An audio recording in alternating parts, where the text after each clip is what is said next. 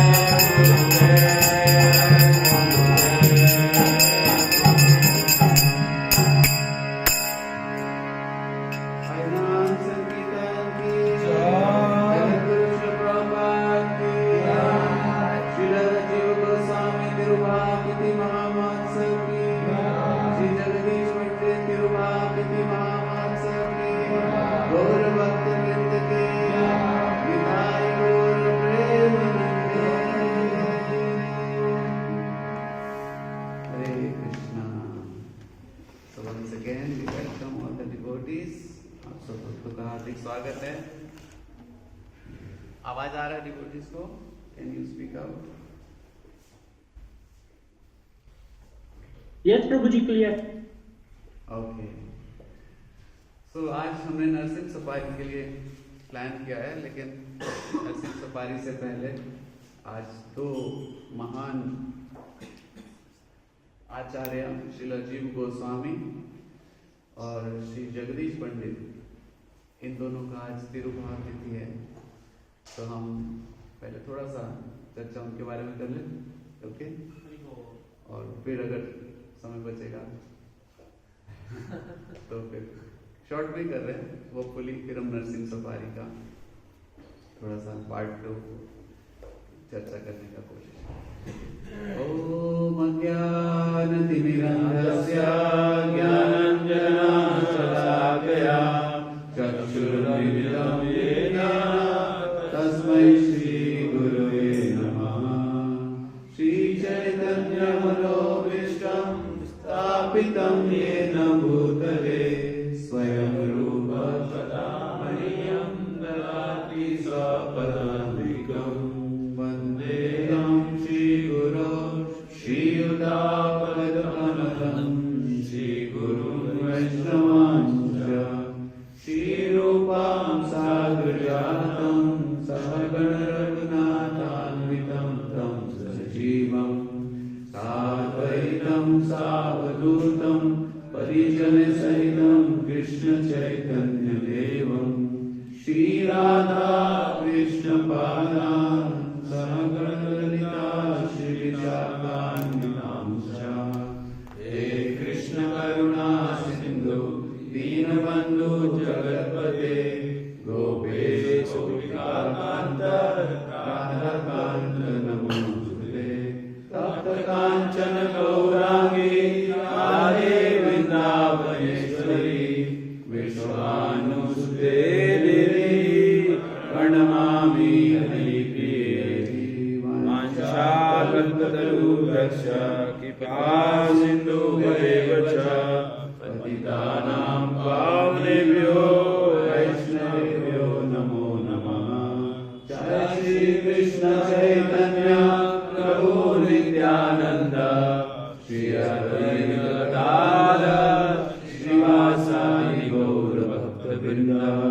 हरे कृष्णा कृष्णा कृष्णा हरे हरे, हरे राम राम राम हरे हरे। नमो विष्णुपादाय कृष्णपृष्ठाय भूतले श्रीमते भक्तिवेदांत स्वामिनिधि नामिने। नमस्ते सरस्वती देवे गौरवाणी प्रचारिणे निर्विशेष शून्यवादी पाषाण्यदेशकारिणे। हरे कृष्णा। श्रील जीव गोस्वामी पाद की। तो हम सबसे पहले श्रील जीव गोस्वामी के लोटस फीट में प्रेयर करते हुए हम उनसे प्रार्थना करते कि हम जीव गोस्वामी के बारे में कुछ 2 शब्द चर्चा कर पाए। जीव गोस्वामी के बारे में ऐसे महान आचार्य को बताने के लिए भी हमें बहुत योग्यता चाहिए, वो हमारे पास नहीं है। योग्यता विचार है किछु नहीं। तो हम सब डिवोटीज रिपीट कर सकते,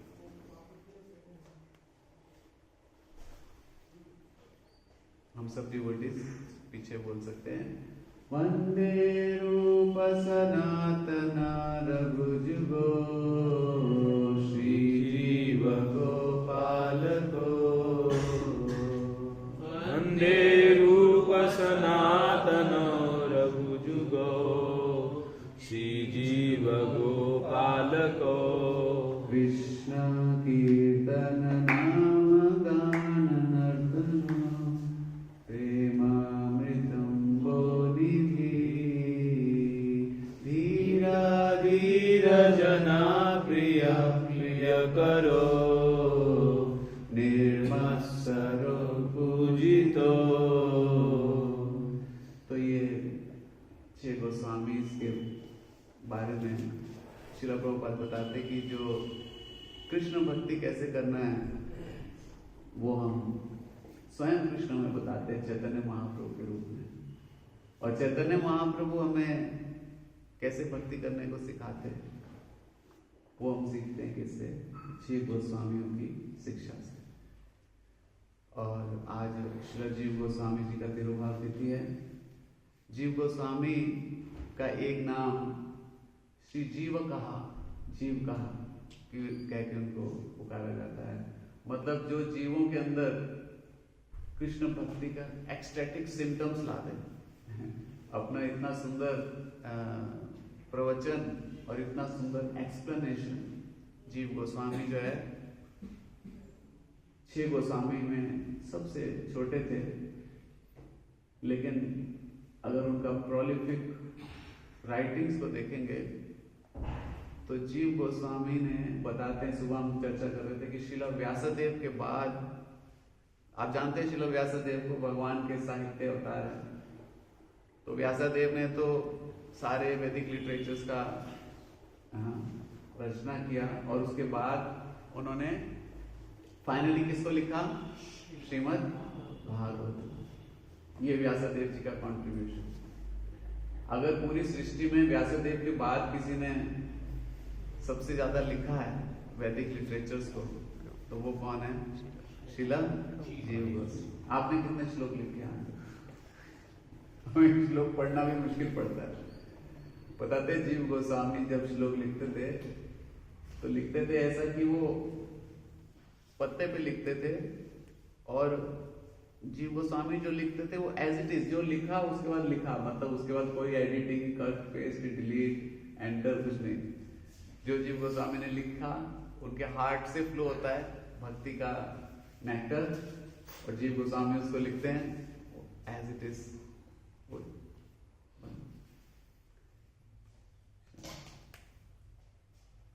सुन पा रहे?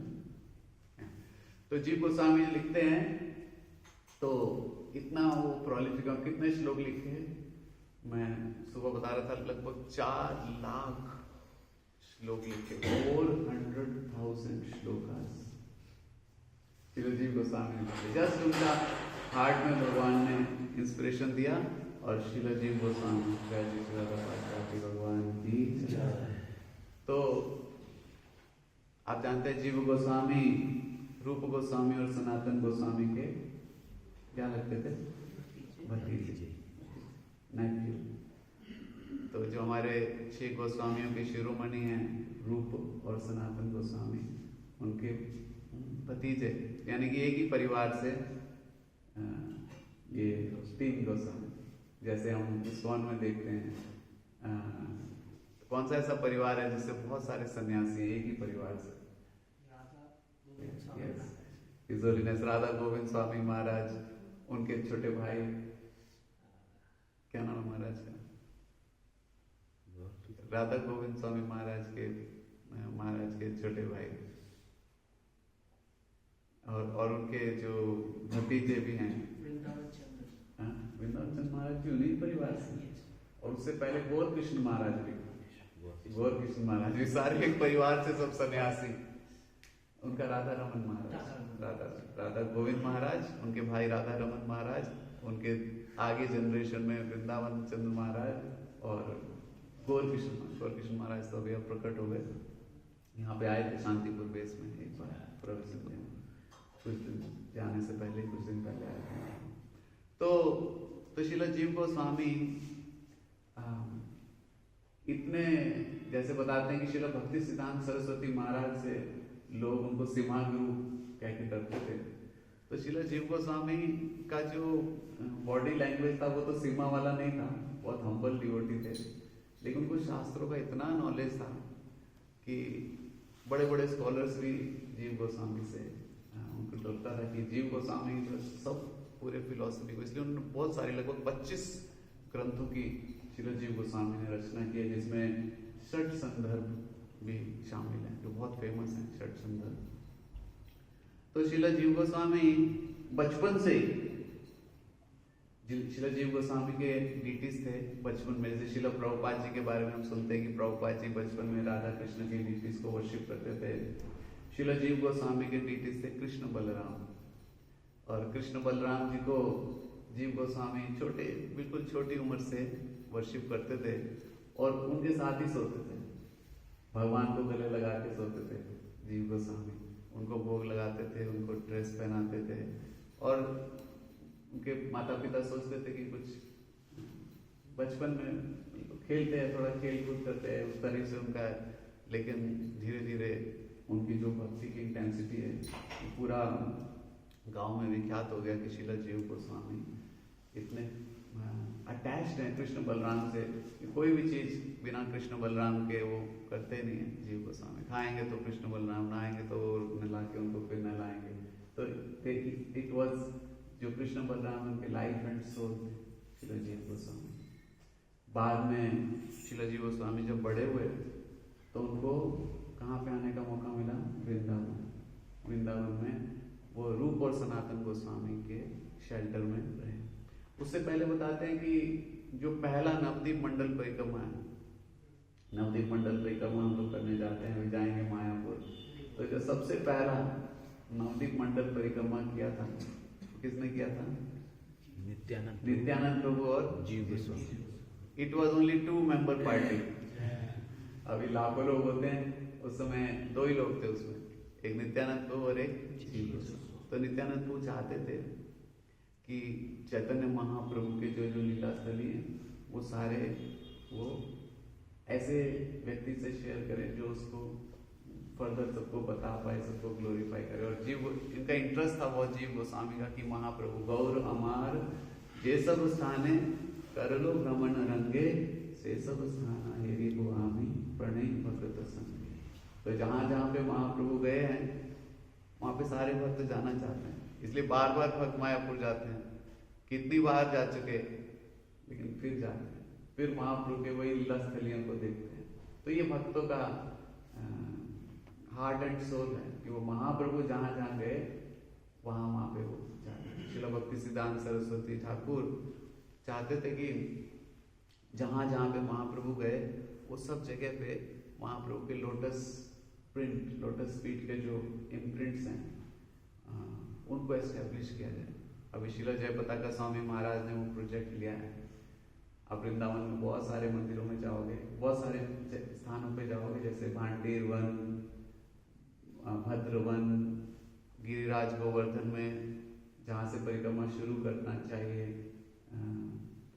वहाँ से फिर बीच में एक साक्षी गोपाल जी का मंदिर है संकर्षण कुंड के पास, वहाँ पर कई सारे स्थानों में जहाँ जहाँ पे चैतन्य महाप्रभु रुके उनके चरण चिन्ह को भी स्थापित करा है इस्कॉन के डिवोटीज ने मिलकर।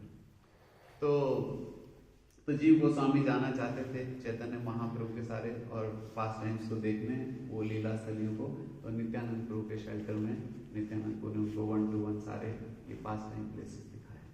बाद में शिला जीव गोस्वामी जब वृंदावन आए तो हालांकि जीव गोस्वामी बहुत बड़े स्कॉलर थे, जैसे मैंने बताया कि उनके जितना किसी ने नहीं लिखा है शास्त्रों को, लेकिन जीव गोस्वामी जब आए, आजकल बोलते हैं ना कि जिसका जैसा क्वालिटी है, एप्टीट्यूड है, वैसा ही उसको जॉब मिलना चाहिए। लेकिन जीव गोस्वामी को जॉब क्या मिला? जब वृंदावन आए तो उनको सेवा था रूप गोस्वामी के मीनियल सर्वेंट का सेवा। उनको वहाँ पे श्लोक लिखने का सेवा नहीं था, हालांकि बहुत बड़े ग्रामर स्कॉलर थे, लेकिन उनको सेवा क्या था? रूप गोस्वामी के लिए कुछ बनाना, उनका सफाई करना, उनका थोड़ा ज़्यादा तो गोस्वामी के पास कुछ था ही नहीं, 1-2 ही कपड़ा होता था, ऐसा नहीं कि हमारी अलमारी भरा कपड़ा पेड़ के नीचे रहना होता था। तो जीव गोस्वामी का सेवा था क्या? रूप गोस्वामी की सेवा करने का, ये उनको सेवा मिला। और बहुत विनम्रता से रूप गोस्वामी उनके स्पिरिचुअल मास्टर भी थे, चाचा भी थे और स्पिरिचुअल मास्टर भी। तो रूप गोस्वामी वहाँ पे ग्रंथों की रचना करते थे, उस समय पत्तों पे लिखा जाता था।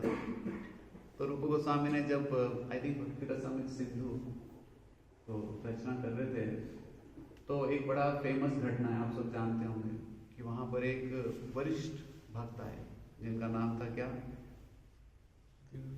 दिग्विजय पंडित में वल्लभाचार्य, वल्लभाचार्य वहां पर आए और उन्होंने वो रूप गोस्वामी से जब मिले तो उनके रूप गोस्वामी के जो अभी लिख ही रहे थे वो ग्रंथ, अभी इन द मेकिंग था, अभी बना नहीं था पूरा ग्रंथ, जब लिख रहे थे तो वल्लभाचार्य ने उसमें कुछ सजेशन दिया और बताया कि ये स्टेटमेंट शायद ठीक नहीं है थोड़ा। और वो स्टेटमेंट क्या था, उसमें मुक्ति को, ऐसा वल्लभाचार्य का कहना था कि जो मुक्ति है, मुक्ति को पिशाचिनी से तुलना किया है। जो मुक्ति तो बहुत लोगों के लिए सेलिब्रेटेड गोल है, लेकिन उसी को एक पिशाचिनी से कंपेयर, ऐसा वल्लभाचार्य का कहना था, उनको जो इंटरप्रिटेशन था। तो रूप गोस्वामी को वल्लभाचार्य ने बताया कि ये तो सही नहीं लग रहा, आपको इसको संशोधन करना चाहिए, इसको आपको करेक्ट करना चाहिए। तो रूप गोस्वामी भी बहुत विनम्र थे। रूप गोस्वामी ने उनकी बात को इमीडिएटली एक्सेप्ट कर लिया, बोले ठीक है बिल्कुल, मैं इसको चेंज करता हूँ, आपने बताया, बहुत धन्यवाद, इसका उनको धन्यवाद दिया।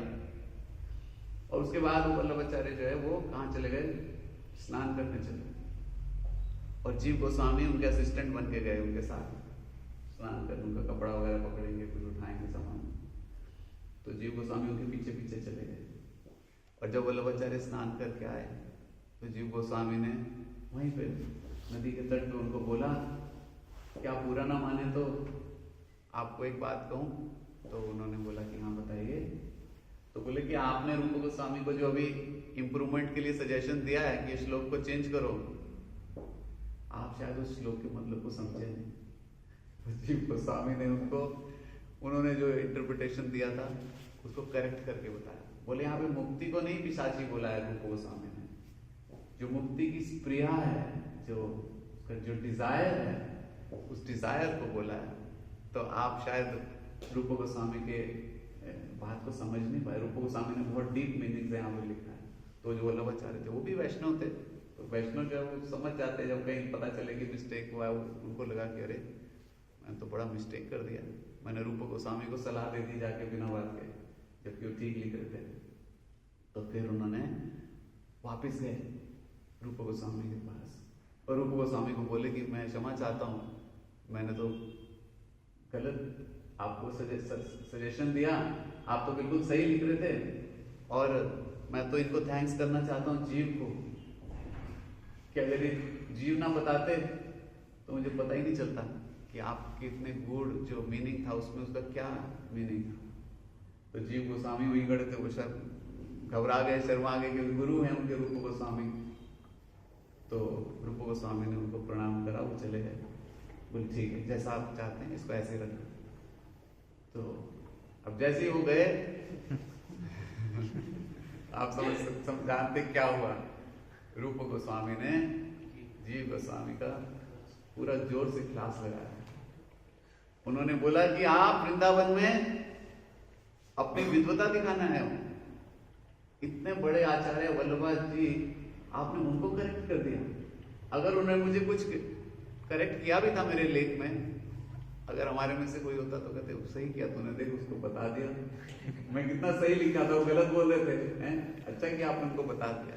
लेकिन रूप गोस्वामी तो रूप गोस्वामी है, और जीव गोस्वामी के माध्यम से हम सबको बहुत बड़ी शिक्षा देना चाहते थे। जीव गोस्वामी का कोई गलती नहीं था, जीव गोस्वामी ने बड़ी विनम्रता से, कोई अहंकार से नहीं बताया था, बड़ी विनम्रता से बताया था कि देखिए शायद रूप गोस्वामी ऐसा कहना चाह रहे हैं, शायद आप उसको समझ नहीं पाए जो बोल रहे हैं। लेकिन रूप गोस्वामी एकदम क्रोधित हो गए दिखाने के लिए, और जीव गोस्वामी को बोला कि वृंदावन में वही रह सकते हैं जो अपने मिथ्या अहंकार को बाहर छोड़ दें। अगर आप मिथ्या अहंकार लेकर यहाँ पे सेवा करने आए हो, आपका वृंदावन में कोई जगह नहीं। इतना सा गलती था ही नहीं जीव गोस्वामी। और फिर उन्होंने जीव गोस्वामी को बोला कि गेट लॉस्ट, इधर से बाहर निकलो। और जीव गोस्वामी ये नहीं बोले मैं तो तुम्हारे लिए तो किया था, आप ही की तो बात को मैं सही बता रहा था, कौन सा मैं अपने श्लोकों को सही बता रहा था, आपको तो थैंक्स करना चाहिए मुझे। लेकिन जीव गोस्वामी रोने लगे और रोके बहुत प्रार्थना करने लगे। लेकिन रूप गोस्वामी ज़्यादा बड़ा उदाहरण स्थापित करना चाहते थे, इसलिए रूप गोस्वामी ने उनको बोला आप उस पार जाइए, वृंदावन से बाहर जाइए, यहाँ पे आपका कोई स्थान नहीं है। उनको वृंदावन से बाहर निकाल दिया। और फिर जीव गोस्वामी उनकी आज्ञा का पालन करते हुए वहाँ पर एक क्रोकोडाइल केव था, मतलब एक छोटा गुफा था, उसमें रहकर ब्रह्मांड घाट के परली तरफ उधर जाके जीव गोस्वामी अकेले, छोटे से बच्चे, जीव गोस्वामी का बहुत बड़ा उम्र नहीं था उस समय, और वो वहाँ पे भजन करने लगे और रोने लगे कि मैंने कितना बड़ा गलती कर दिया है, रूप गोस्वामी को ऑफेंड कर दिया है। और फिर वहाँ पे उनके लिए कुछ खाने का भी व्यवस्था नहीं, मधुकरी करते थे, किचन तो था नहीं साथ में, ऊपर की फाइन टॉप फ्लोर पे किचन है, हफ्ते में एक बार पनीर बनना ही है। जीव गोस्वामी को तो कुछ था नहीं, तो आटा चून कोई उनको दे जाता था, तो उसको आटे को यमुना जी के पानी में मिला के खा लेते थे, बस कच्चा आटा यमुना जी के, क्योंकि वो पश्चाताप के उसमें थे, ये नहीं थे कि चलो उधर खाऊंगा आराम से, रूप गोस्वामी तो है नहीं देखने वाले, लोगों से मांग लूं। मधुकरी कर सकते थे लेकिन मधुकरी भी नहीं करते थे, वो यमुना जी का पानी लिया वही पी लिया। आजकल भी एक बाबा जी हैं, आपने सुना है, वो खाली नर्मदा का पानी पीते हैं, ऐसा कुछ है, you know that there is some personality, I don't know, but there is someone, he only drinks Narmada water, that's all, something, I don't know exactly, but तो anyway, तो एक दिन फिर सनातन गोस्वामी उस जगह से जा रहे थे, भिक्षा मांग रहे थे। ये लोग क्या करते थे, रोज दिन भिक्षा मांगते थे, एक दो घरों में जाते थे, कुछ मिल गया तो वही खुशहाल गए। तो सनातन गोस्वामी गए तो एक माता जी घर पे वो उनको बाहर भिक्षा देने आई, तो उन्होंने बोला कि बाबा तुम तो भिक्षा मांगते हो, लेकिन एक और नए बाबा आए हैं उधर, वो तो किसी से भिक्षा भी नहीं मांगते, उनको कोई दे जाए कुछ तो आटा वाटा ऐसे ही यमुना जी के पानी में करके पी लेते हैं, आप पी सकते हैं कच्चा आटा एक तो सनातन गोस्वामी बोले कौन है वो, कौन है? बोले सारा दिन बस भगवान का भजन करते हैं, रोते हैं और ऐसे ही बस यमुना जी का पानी पी के रहते हैं और बीमार होते जा रहे हैं। सनातन गोस्वामी समझ गए, बोले तो उस समय तो कोई व्हाट्सएप वगैरह था नहीं कि जीव गोस्वामी भेज दें Sanatana Goswami, I am going, I am living Vrindavan, Rupa Goswami has, क्या शिष्टाचार्य सारथी भगवान की तो हम क्या बता रहे थे कि कोई कम्युनिकेशन तो था नहीं, लेकिन सनातन गोस्वामी ने जो वहां पे गए तो बोले तो हमारा जीव है, और फिर सनातन गोस्वामी जाके रूप गोस्वामी से मिले, बोले रूप गोस्वामी आप बाकी सब जीवों का उद्धार करने में लगे हो, अपना जीव जो है वो तड़प रहे वहां पे, आपने उनको निकाल दिया यहाँ से, और उनका कितना हालत, उनका तबीयत खराब है, आपको पता है। उन्होंने रूप गोस्वामी को स्ट्रांगली बात बोला, तो रूप गोस्वामी तो आचार्य के रूप में थे, उनके गुरु के रूप में एक्शन लिए थे, लेकिन सनातन गोस्वामी और दया दिखाए, और फिर रूप गोस्वामी को फील हुआ कि ये तो सही नहीं है, और जल्दी से उन्होंने चिट्ठी लिखा और भेजा जीव गोस्वामी के पास, और जीव गोस्वामी को जैसी चिट्ठी मिला तुरंत एक्सटेसी में आ गए, और उस चिट्ठी को देख देख के बार बार रोने लगे। चिट्ठी में लिखा था कि आप वापिस आ जाओ, हमारे में से कोई होता तो कहते अच्छा तुम निकाला था, मैं नहीं आऊंगा,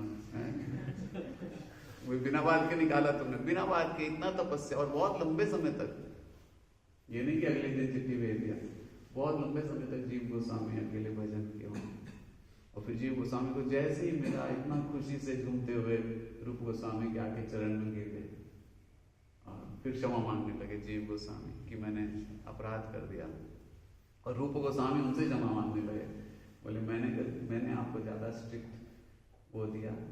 श्रील प्रभुपाद जी एक लेक्चर में बता रहे थे कि जीव गोस्वामी का कोई गलती नहीं था, लेकिन एक एग्जाम्पल सेट करने के लिए उनको इतना बड़ा पनिशमेंट दिया गया। तो ऐसे बहुत रेयर केस में कोई इतने एग्जाम्पलरी वैष्णव हो तो ऐसा कभी कोई एक्शन लिया जाता है। हमारे रिवोल्ट कर रहे हैं तो उन्होंने रिवोल्ट नहीं किया, उन्होंने सिखाया कैसे शरणागति जो है भक्तों का प्राण है। तो फिर रूप गोस्वामी अब उनकी सेवा करने लगे।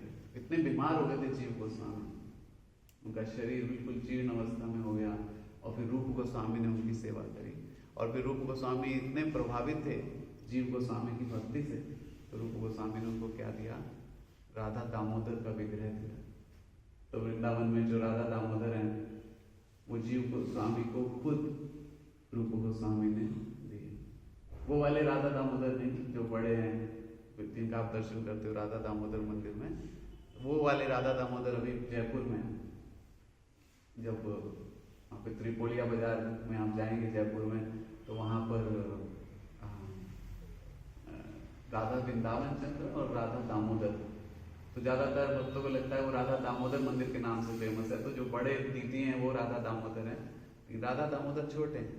जैसे राधा रमन है वृंदावन में, ऐसे ही राधा दामोदर वो जीव गोस्वामी को रूप गोस्वामी ने स्वयं उनको प्रस्तुत किए, और उसके बाद जीव गोस्वामी ने उनका खूब सेवा किया। और फिर धीरे धीरे समय के हिसाब से जीव गोस्वामी, रूप गोस्वामी, सनातन गोस्वामी वो चले गए। पहले जब महाप्रभु और सारे पार्षद गए थे अपनी लीला समाप्त करके, तो कौन बने थे वैष्णव भक्तों के आचार्य, जानवा माता। जब सब चले गए पंच तत्व, तो कौन लीडर था, जानवा माता। और जब सब गोस्वामी एक एक करके चले गए, तो लीडर कौन हुए, फिर जीव गोस्वामी। तो जीव गोस्वामी अपने समय के अनडिस्प्यूटेड लीडर थे, वैष्णव आचार्य थे मतलब। और उन्होंने इतना सारा, उन्होंने एक ग्रंथ लिखा षट संदर्भ, तो बहुत फेमस है, और एक लिखा आई थिंक हरिनाम व्याकरण करके कुछ। तो उसमें क्या है कि जो ग्रामर है, ग्रामर को कृष्ण नाम से सिखाया गया है। मतलब जैसे कि हम बोलते हैं कि बड़ी ई की मात्रा, मान लो एग्जांपल दे रहा हूं, ऐसा एग्जैक्ट नहीं है, तो या फिर छोटी ई, तो छोटी ई को बोलेंगे वामनी, तो मतलब वामन होता है छोटे। तो कृष्ण के नामों से सारी व्याकरण बनी ऐसा। तो कृष्णा कॉन्शियस व्याकरण कभी पढ़ा है किसने? तो ऐसे वाउल किसको बोलना है, नाउन्स को क्या बोलेंगे, ऐसे उनके सारे जो नाम है, जितने भी इंग्लिश में आप नाम सुनते हैं संस्कृत में, वो सब भगवान के नामों से सारे नाम है। ऐसा व्याकरण श्रील जीव गोस्वामी ने लिखा। ढूंढना चाहिए कहीं पे, कहाँ पे, चैट जीपीटी में ढूंढना, दिखाना क्या चीज है, गोपाल चंपू। हाँ, ये सारे उन्होंने शास्त्र लिखे। Shat Sandarbha, Sarva Samvadini, Gopal Champu, commentaries on Bhagavad Gita, Upanishad and Bhagavatam, और तो इस तरह के कई सारे, लगभग 25 मुख्य ग्रंथों को श्रील जीव गोस्वामी ने लिखा। और फिर जीव गोस्वामी के जो स्टूडेंट्स हैं, कौन है, 3 स्टूडेंट्स, फेमस स्टूडेंट्स, उनको जीव गोस्वामी ने पहली संकीर्तन पार्टी बनाने के लिए इंस्पिरेशन दिया। तो बुक डिस्ट्रीब्यूशन का जो पहला इंस्पिरेशन मिला, वो भी किससे मिला, जीव गोस्वामी। क्योंकि जीव गोस्वामी ने उनको कहा कि ये सारे जो ग्रंथ हैं जो गोस्वामियों ने लिखे हैं, इनको बंगाल में प्रचार करना है। और एक ही कॉपी थी उस समय, उन ग्रंथों की एक ही कॉपी थी। और जब बुक डिस्ट्रीब्यूशन करना होता था, मतलब उसको दोबारा लिखो पहले, मतलब आपको A1 गीता डिस्ट्रीब्यूट करना है, पहले एक गीता लिखो, पहले पत्ता लाओ, उसको सुखाओ, फिर उस पर शाही से उसको लिखो, और फिर उसको किसी को डिस्ट्रीब्यूट करो। आप समझ रहे हैं एक गीता डिस्ट्रीब्यूट करने का क्या मतलब है? पहले 700 श्लोक लिखो, तब जाके एक बुक डिस्ट्रीब्यूट होगी। हमारे यहाँ पे छपी हुई पेटियां की पेटियां, आप एक फोन करो तो 10,000 गीता आ जाएंगी 2 मिनट में। तो लेकिन वहां पे उस डिस्ट्रीब्यूशन मतलब ऐसा।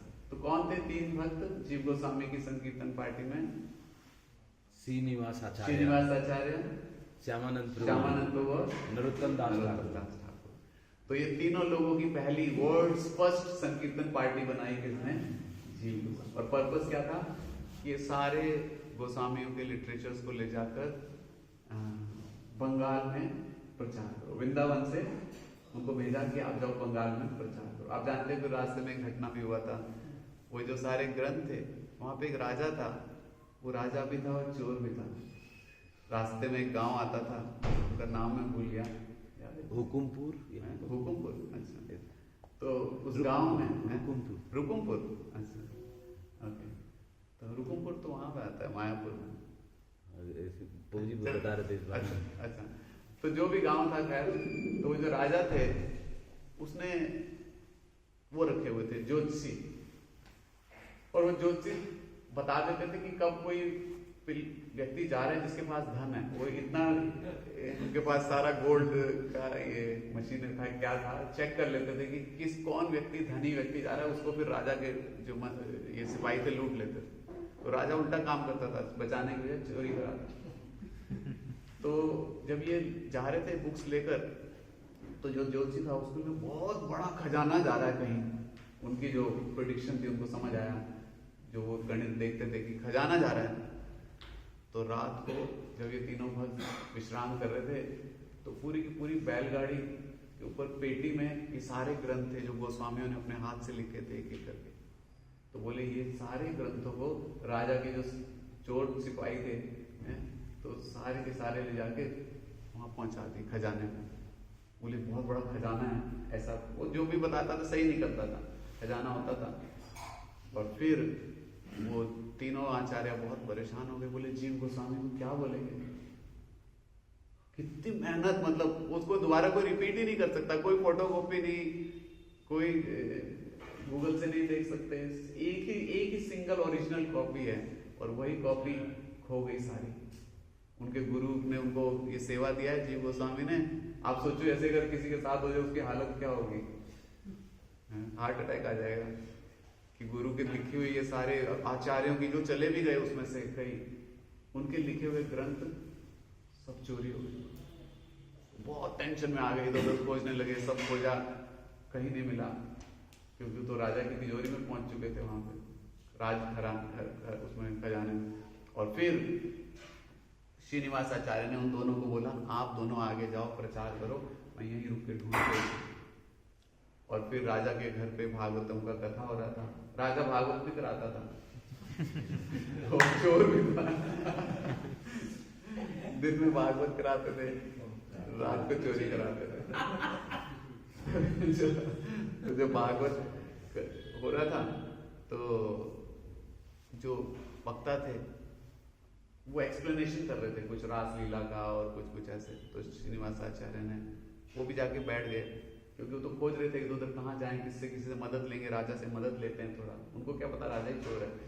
तो राजा से मदद लेने गए, तो कथा चल रहा था। तो जो वक्ता था उसने जब बताया, तो उन्होंने श्रीनिवास आचार्य ने बोला, क्षमा करें लेकिन ये ऐसे नहीं है इसका एक्सप्लेनेशन, आप शायद कुछ थोड़ा अलग बता रहे हैं, श्रीमद् भागवतम ऐसे नहीं कहता। तो बोले आप बताओ फिर क्या कहता है श्रीमद् भागवतम। तो श्रीनिवास आचार्य ने फिर वहां पे भागवत पे जैसे ही एक्सप्लेन किया, तो सारे लोग एकदम दंग रह गए, राजा और सारे की, ये तो बहुत बड़े भक्त हैं, कोई इनको इतना अच्छा ज्ञान है। जैसे भक्त भी हमारे इस्कॉन के होते चुप रहते, लेकिन जब कभी बोलने का मौका मिलता है तो फिर लोगों को पता चलता है कि इनको कितना कुछ पता है। आप लोग को भी पता होगा। तो इस तरह से फिर जो राजा थे उन्होंने वो खजाना, तो श्रीनिवास आचार्य जो है जैसे उन्होंने बताया, तो राजा उनसे बहुत प्रभावित हो, बोले अब आप करो भागवतम। और फिर वो भागवतम महाराजा के महल में करने लगे। और फिर राजा ने पूछा, मैं क्या सेवा कर सकता हूँ आपकी। तो बोले हमारा ना खजाना खो गया है, हम ग्रंथ लेके जा रहे थे, सारे चोरी हो गए, राजा आप वो हमें ढूंढवा दीजिए। और राजा तो समझ गया कि मेरा ही काम है चोरी हुआ है मतलब। और तो उन्होंने पूछा भी उनसे, क्योंकि वो तो रोज का काम था, अकाउंट भरते रहते थे वहां पे। तो उसने पूछा कि कोई ऐसी किताबें भी कुछ पता चला क्या। तो बोले हाँ, हम तो बहुत बड़ा खजाना सोच के आए थे, ये तो पत्तों पे लिखे हुए कुछ वाक्य हैं, ये तो बेकार है, हमारे किसी काम का नहीं। राजा ने बोला ये तो ग्रंथ है। और फिर राजा ने अपना एक्सेप्ट किया और उनको बोला कि आप इसको, फिर उन्होंने वापस सारे ग्रंथ उनको दिए। और वो राजा भी फिर उनके डिसाइपल बन गए, शिष्य बन गए। और फिर उन्होंने वो चोरी वाला छोड़ दिया बिजनेस। तो इस तरह से जीव गोस्वामी ने इतना बड़ा सर्विस देकर के भेजा। और जो पहला ट्रांसीडेंटल बुक डिस्ट्रीब्यूशन पार्टी है, उसके जो नायक हैं, उसके जो इंस्पिरेशन थे या जिन्होंने वो फॉर्मुलेट किया था, वो थे कौन? शीला जीव गोस्वामी पाद की, वैष्णव ठाकुर की, तो हम आज के दिन शीला जीव गोस्वामी से प्रार्थना करते हैं। हमें भी कुछ रुचि हो शास्त्र, हम तो एक श्लोक पढ़ने में भी हमें आलस होता है, लेकिन जीव गोस्वामी ने बस कई जगह 4 लाख लिखा है, कई जगह 5 लाख भी लिखा है, ऐसे मतलब वो नंबर इज नॉट क्लियर। और आपको पता है फिर हमारे आचार्यों ने इतने ग्रंथ ये लिखे, गोस्वामियों ने इतने श्लोक लिखे कि बाद में, और वो इतना हाई लेवल का फिलॉसफी है कि लोगों को समझ नहीं आया। तो इसमें कई सारे ग्रंथों को बाद में वृंदावन में एक ग्रंथ समाधि बनाया गया, ग्रंथों का समाधि, मतलब कोई लायक नहीं है उसको पढ़ने के, और ऐसा प्रोलिफिक राइटिंग्स है उसमें। तो अगर आप वृंदावन में जाओगे मदन मोहन मंदिर के पास में, वहाँ पे समाधि है किसका, पास में ही सनातन गोस्वामी मंदिर के पास, तो सनातन गोस्वामी की समाधि के पास में है ग्रंथ समाधि। दर्शन किया ग्रंथ समाधि, तो वो सारे ग्रंथों को समाधि दिया गया कि कोई है नहीं जो इसको, हम लोग तो उसमें से एक अक्षर भी नहीं समझ पाएंगे। ऐसा तो कैसे क्वालिफाइड हमारे आचार्य हैं, कैसा क्वालिफाइड हाथों से ये गुरु परंपरा से आ रहा है शिक्षा, और हम लोग कितने आलसी हैं। नहीं, सब लोग नहीं, आप में से कई लोग तो बहुत उत्साहित हैं, लेकिन कई कैसे कितना डीपली उन्होंने उसको लिखा, और कैसे कितनी मेहनत से और कॉपी करा ग्रंथों को, उसको एक एक ग्रंथ जब बांटना है, और फिर वो रिपोर्ट भी देते थे, उन्हें मोहन बाबा को ये बताते थे, एक एक ग्रंथ का रिपोर्ट देते थे कि इतना किताबें बांटा हमने। उनका नंबर नहीं होता था 100-200, उनका यही होता था 2 किताबें 3 किताबें, लिखेंगे तो ऐसे डिस्ट्रीब्यूशन होगा, है कि नहीं। जय श्रील जीव गोस्वामी पाद की। जीव Goswami first transcendental book distribution party के इंस्पिरेशन है। हम प्रार्थना करते हैं कि हम भी कुछ कर पाएं, डिस्ट्रीब्यूशन कर पाएं। और आज एक और महान आचार्य का तिरुभाव तिथि है। मुझे लग रही है आज नरसिंह सफारी तो आज हम शुरू नहीं कर पाएंगे, आज बस 5 मिनट और चर्चा करके फिर विराम देते हैं। और आज तिरुभाव तिथि है एक और आचार्य का, जिनका नाम है जगदीश पंडित। सुना आपने नाम जगदीश पंडित? जगदीश पंडित अमरनाथ को सुना? जगदानंद पंडित, जगदानंद पंडित अलग है, वो तो खैर अलग ही अद्भुत भक्त है। जगदानंद पंडित अलग है, लेकिन जगदीश पंडित आप में से कोई भक्त जानते हैं? ऑनलाइन डिवोटीज, अगर आप जगे हो तो devotees online, can you here? आवाज आ रहा है? यस प्रभु जी। यस प्रभु जी। तो आप में से कोई बता सकते हैं जगदीश पंडित कौन है? जगदीश पंडित नहीं, शिवास पंडित के शिवास पंडित के भतीजे? नहीं, पुत्र प्रभु जी, पुत्र। Is that? Jagdish Pandit was the son of Shivas Pandit. Is that? मैंने कभी सुना नहीं, लेकिन anyway, तो हम बहुत संक्षिप्त में बताते हैं। जगदीश पंडित जो है वो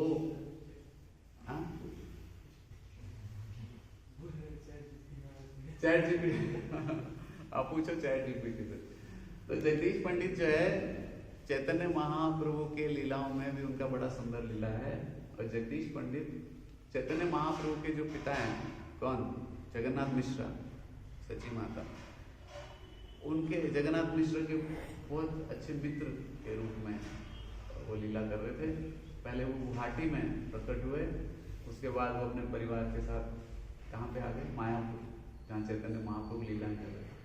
और जगदीश पंडित जो है कृष्ण लीला में, जैसे आप जानते हैं कि जो गौर लीला में भक्त हैं वही कृष्ण लीला में भी, वो कृष्ण लीला से ही वो सारे पार्षद भगवान के गौर लीला में आए हैं। तो जगदीश पंडित जो है वो कौन है कृष्ण लीला में?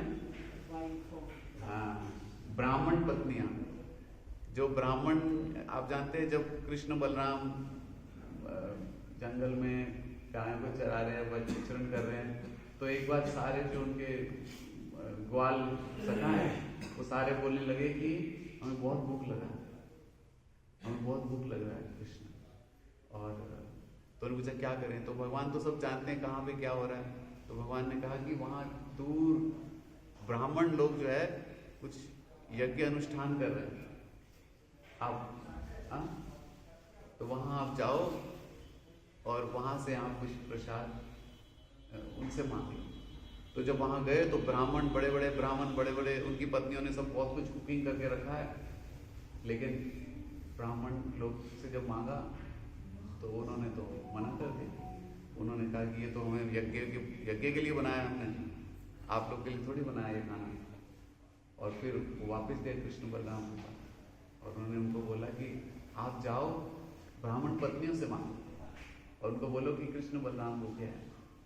और जैसे ही वो गए तो ब्राह्मण पत्नियों ने जो कुछ बनाया था यज्ञ का सारा, वो सारे के सारा भोग जो है वो कृष्ण के लिए भेज दिया। कृष्ण बलराम खाना तो इनको था, उनके इकबाल सत्ताम को, लेकिन नाम किसका लगा?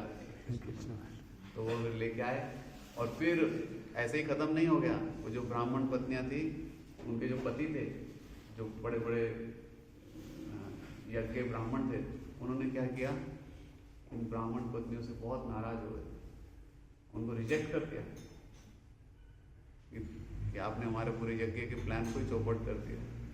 और इस तरह से तो बता रहे कि वही जो ब्राह्मण पत्नियां हैं वो उनमें से वो जगदीश पंडित के रूप में प्रकट होते हैं महाप्रभु की लीला। और जब चैतन्य महाप्रभु लीला करते तो एक दिन एकादशी के दिन चैतन्य महाप्रभु, वैसे आप जानते हैं चैतन्य महाप्रभु लीला करते थे कि वो रोते थे तो जैसे बच्चे रोते हैं तो कैसे चुप होते हैं, उनको कोई मोबाइल देते हैं आजकल ना, मोबाइल में स्क्रीन खोल के देते हैं, बच्चा खेलता है चुप हो जाता है, लेकिन और उस समय खिलौने देते थे। लेकिन महाप्रभु कब चुप होते थे?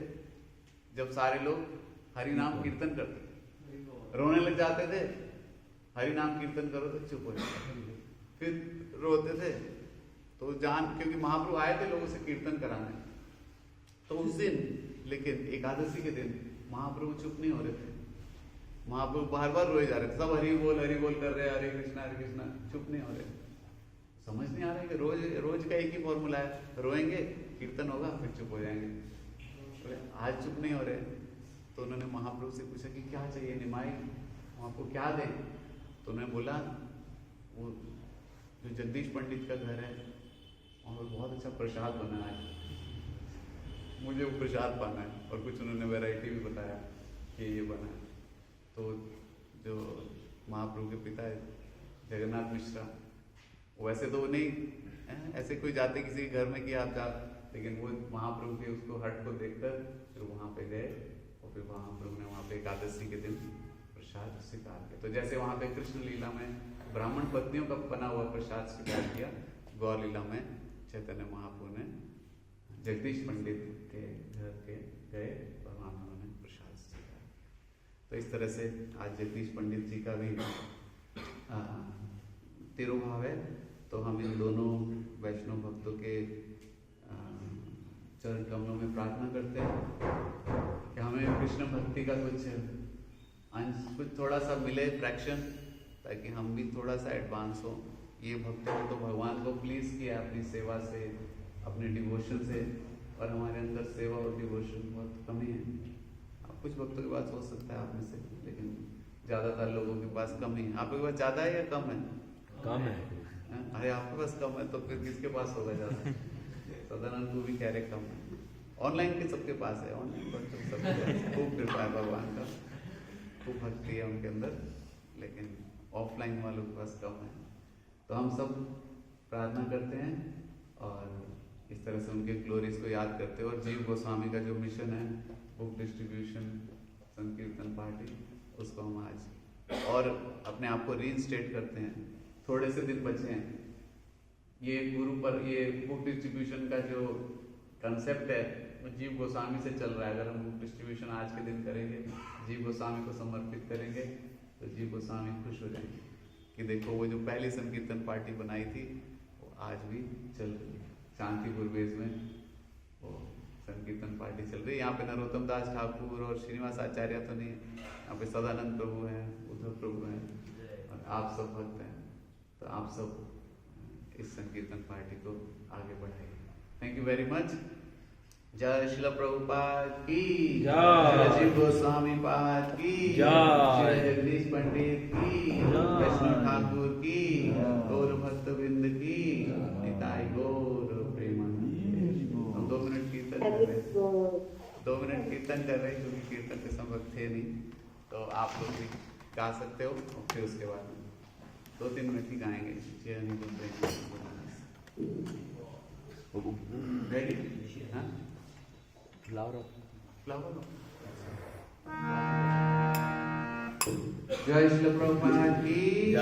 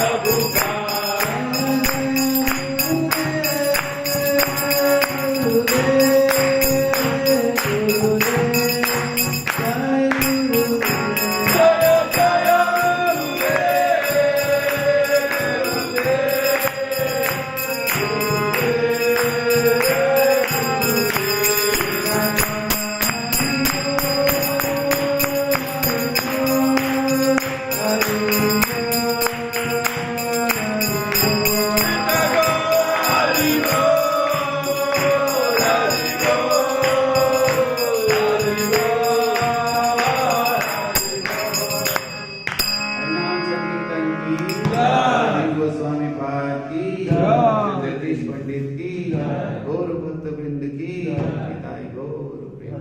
Thank you very much. So we will try